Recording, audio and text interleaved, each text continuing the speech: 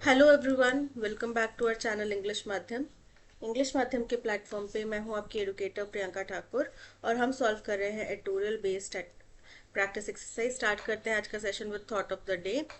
You don't have to be great to start but you have to start to be great. यानी कि सफल होने के लिए आपको ऐसा नहीं है, किसी चीज़ की शुरुआत करने के लिए आपको बहुत महान होंगे आप तभी कोई शुरुआत कर सकते हैं, लेकिन महान बनने के लिए शुरुआत तो करनी पड़ेगी ना। आज कल परसों कभी भी, और जितना लेट करेंगे उतनी आपकी सफलता डिले होएगी। ठीक है, चलिए स्टार्ट करते हैं।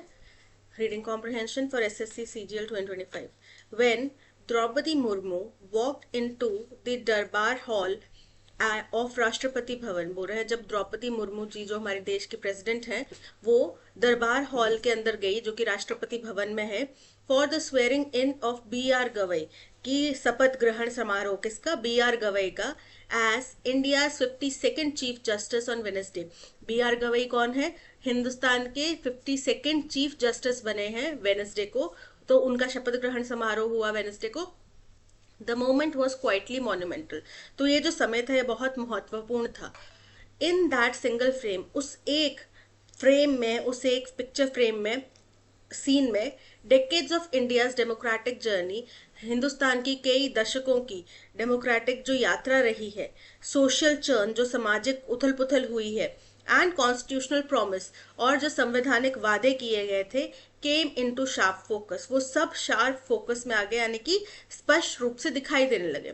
The countries first tribal and second female president, देश की पहली ट्राइबल और दूसरी महिला प्रेसिडेंट, एडमिनिस्ट्रिंग यानी कि शपथ दिलाना, the oath, administering the oath जो शपथ दिला रही थी, to the India second Dalit and first ever Buddhist top जज, हिंदुस्तान के दूसरे दलित और सबसे पहले बुद्धिस्ट जज के, जो कि टॉप लेवल के जज होंगे, हमारे देश के सर्वोच्च होंगे जज, ठीक है, उनको शपथ दिला रही थी। तो ये बहुत ही अपने आप में एक ऐतिहासिक जर्नी थी।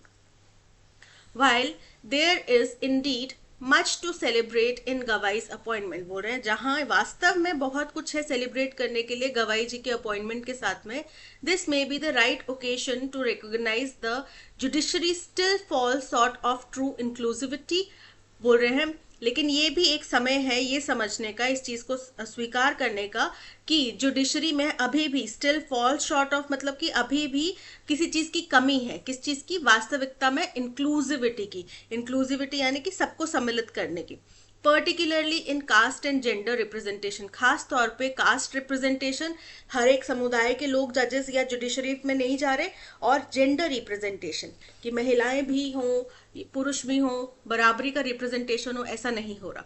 Farmer CJI D Y Chandrachud underline this challenge when he said that, जो फॉर्मर सीजेआई हमारे पूर्व सीजेआई हैं, chief justice of India D Y Chandrachud हैं, उन्होंने इस तथ्य के ऊपर, इस चुनौती के ऊपर जोर डाला, रोशनी डाली, जब उन्होंने कहा structure of the legal profession, जो ढांचा है लीगल प्रोफेशन का, विच इज पेट्रियार्कल, वो पुरुष प्रधान है, पेट्रियार्कल यानी कि पुरुष प्रधान है, एंड समटाइम्स कास्ट बेस्ड, और कभी कभार कास्ट के ऊपर आधारित भी है, इट हैज टू चेंज, इसको बदलने की जरूरत है। इन 2023, जब 2023 में GOI government of India told parliament that of 575 high court जजेस, तो गवर्नमेंट ऑफ इंडिया ने पार्लियामेंट को बताया कि 575 हाईकोर्ट के जो जजेस अपॉइंट किए गए हैं, अपॉइंटेड बिटवीन 2018 एंड मार्च 2023, 2018 से लेके मार्च 20 2023 तक, only 1 in 6 belong to SC, बोल रहे हैं केवल एक, हर 6 में से केवल एक जज है वो SC से आता है, यानी कि 17 जजेस हैं, ST से आता है 9 जजेस हैं, और OBC से आता है 67 जजेस हैं categories, and 18 came from minority communities, और 18 जो है वो माइनॉरिटी कम्युनिटीज से आते हैं। Gender gaps are just as stark, gender gap भी उतना ही गंभीर, उतना ही स्पष्ट है। All 52 CJIs have been men, अभी तक जितने भी 52, ये 52nd CJI बने ना, तो इससे पहले जितने भी CJIs रहे वो सब पुरुष रहे, and only 11 women have ever served as SC जजेस, और केवल 11 महिलाएं हैं जो कभी भी सुप्रीम कोर्ट के जज के तौर पे रही हैं। This is not surprising considering the base line is low, अब ये बड़ा सरप्राइजिंग नहीं है ये देखते हुए कि जो बेस लाइन यानी कि जो स्टार्टिंग पॉइंट है वो बहुत लो है। India Justice Report IJR 2025 notes that women make up only 38% of district judiciary. तो इंडिया जस्टिस रिपोर्ट जो आई है उसमें ये कहा गया है कि महिलाएं जो हमारे डिस्ट्रिक्ट जुडिशरी है उसका केवल 38% महिला जजेस हैं, फिर हाई कोर्ट में केवल 14% महिलाएं जजेस हैं। IJR 2022 IJR 2022 में found that no state met all caste based quota in lower courts, कि किसी भी स्टेट में, कोई भी स्टेट है वहां पे सभी कास्ट बेस्ड कोटा जो है, यानी कि कास्ट के यहाँ पे भी तो कुछ ना कुछ रिजर्वेशन मिलता होगा, तो उस आधार पे जो जजेस की अपॉइंटमेंट है वो नहीं है, चाहे कोई भी निचला कोर्ट हो उसमें।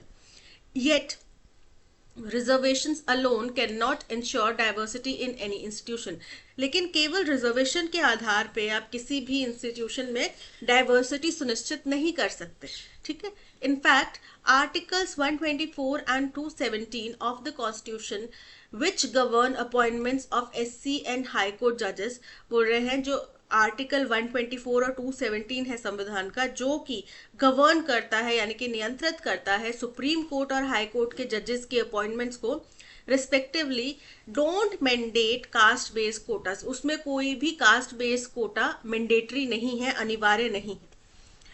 To move the needle, any institution, judiciary included, must recognize its own biases.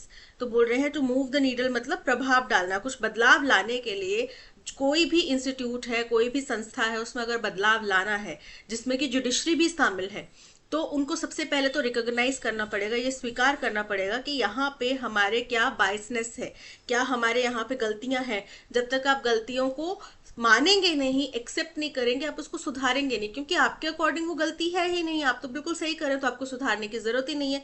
तो सबसे पहले तो ये रिकॉग्नाइज करना पड़ेगा कि हाँ वास्तविकता में यहाँ पे हमारे एंड पे कमी है। टेक करेक्टिव एक्शन, फिर उसको सुधारा जाए। And build systems that reward inclusion, और ऐसे तरीके बनाए जाए, ऐसे ढांचे स्ट्रक्चर बनाया जाए, नियम बनाया जाए जिससे कि अगर इंक्लूजन बढ़ता है तो उसको रिवॉर्ड दिया जाएगा, उसको कुछ आप समझ लो कि गिफ्ट हो गया या प्राइज हो गया या कुछ भी मॉनेटरी बेनिफिट हो गया, ऐसा मिलेगा। India is no Trump ruled US, Hindustan कोई ट्रम्प के शासन वाला यूएस तो है नहीं कि वहां के जैसा जो कानून है वो यहाँ पे चलेगा, ठीक है।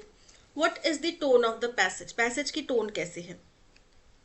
अब यहाँ पे हमारे देश में कुछ कमी है तो उसको सेलिब्रेट तो नहीं किया जा रहा है ना, बट क्योंकि जो 52nd जज की स्वेरिंग इन सेरेमनी हुई वहां पे एक दलित जज आए जो कि पहले बुद्धिस्ट थे, इस चीज का जश्न मनाया जा रहा है, इस चीज को सेलिब्रेट किया गया, और साथ ही साथ जो इंक्लूसिविटी की कमी है जुडिशरी में उसको हाईलाइट किया गया, उसको क्रिटिसाइज किया गया।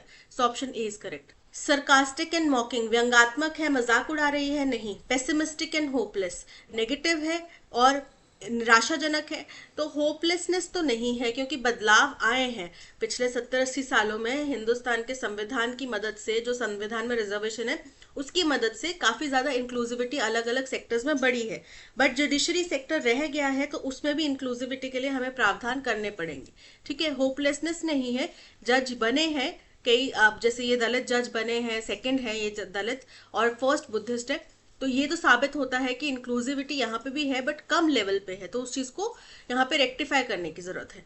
न्यूट्रल एंड इनडिफरेंट इनकरेक्ट है, option A is correct. What can be reasonably inferred from the passage about India's judiciary system, बोल रहे हैं पैसेज के अनुसार हिंदुस्तान के जुडिशरी सिस्टम के बारे में क्या तर्क दिया जाता है।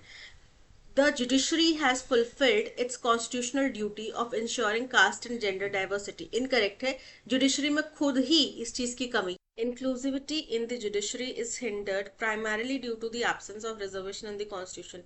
अब ये बात तो सही है कि सुप्रीम कोर्ट में जजेस के अपॉइंटमेंट में या हाई कोर्ट के जजेस के अपॉइंटमेंट में कोई भी जो रिजर्वेशन है वो मैंडेटरी नहीं है, लेकिन दिस डज नॉट मीन कि वो प्राइमरी कारण है, इसको मुख्य कारण तो नहीं बताया गया ना, तो ये इनकरेक्ट हो जाता है क्योंकि ये प्राइमरी रीजन नहीं है, मेन रीजन नहीं है जुडिशरी में जो इनइक्वालिटी है या फिर जो इंक्लूसिविटी की कमी है उसके लिए।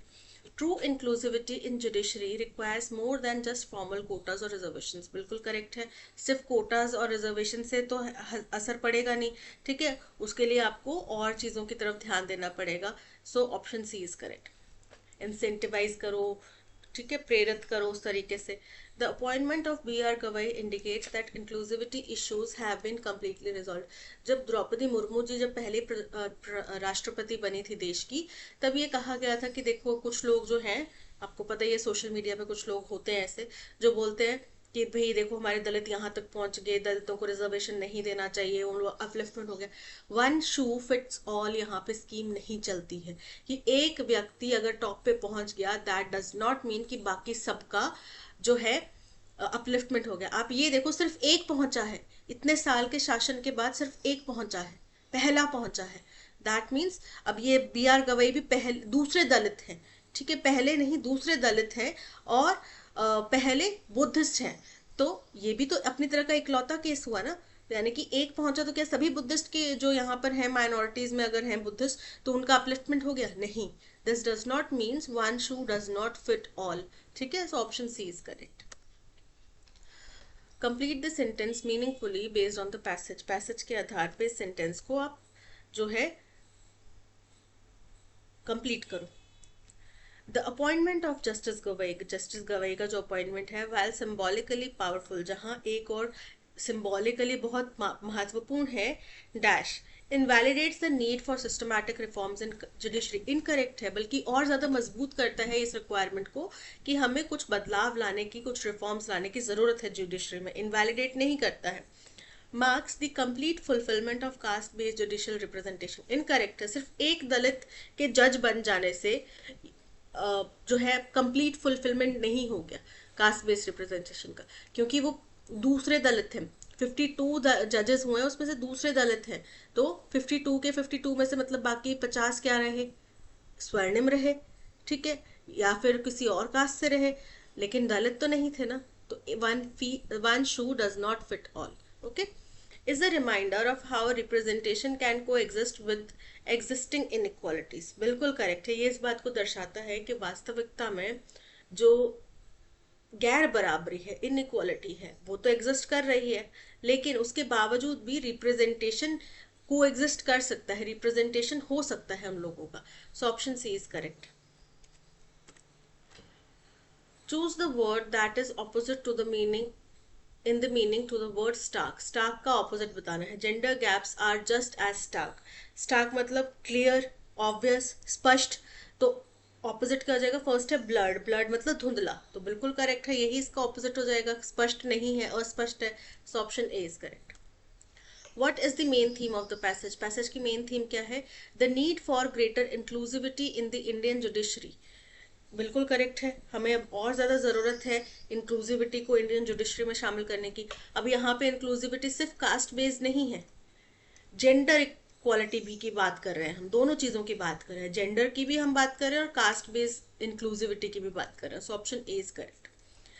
दैट्स ऑल, आज के सेशन में इतना ही। इसी तरीके का full practice exercise with 25 question solve करने के लिए आप हमारा पेड कोर्स ले सकते हैं from our website और our app। इसके अंदर क्या क्या कंटेंट रहेगा? आरसी रहेगा, रीडिंग कॉम्प्रिहेंशन जिसको बोलते हैं RC, parajumble, cloze test, antonym synonym, error finding, इस तरीके के क्वेश्चंस रहेंगे। ठीक है, तो आप अच्छा प्रैक्टिस कर सकें उसके लिए कोर्स जरूर खरीदिएगा। मिलते हैं नेक्स्ट सेशन में। कंटेंट पसंद आया तो लाइक, शेयर और सब्सक्राइब जरूर कर देना। ठीक है, मिलते हैं नेक्स्ट सेशन में। Till then keep learning and keep practising. Bye bye.